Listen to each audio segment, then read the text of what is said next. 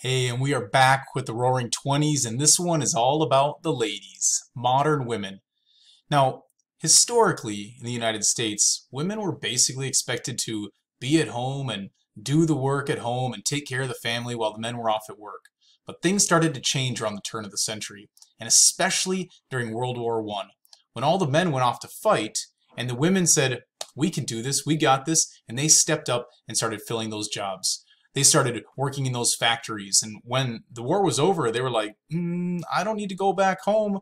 I kind of like this working life. There was something else that was happening around the turn of the century. Women suffragettes were working extremely hard to get women the right to vote.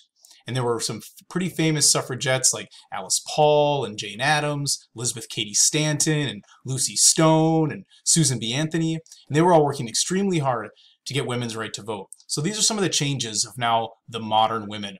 First, those new inventions that we talked about in the last video, the consumer goods.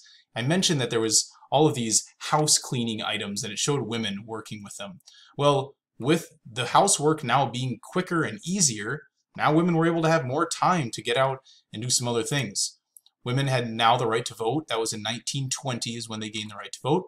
And women now have a new sense of fashion. Their sense of freedom was reflected in their short hair, their short skirts, a much more like progressive, forward-looking kind of clothing. And those women wanted to do things that the men were doing. So they were going to clubs, they were smoking cigarettes and drinking and driving cars, and all these things that had been kind of forbidden for them for years. Now this modern woman said, no, I'm going to go and do those things if I want to. These women were called flappers. And so here's a couple of pictures of the flappers. Those are the types of women that I just mentioned that were going out and just having a good time during the Roaring Twenties. All right, I'll see you in the next video.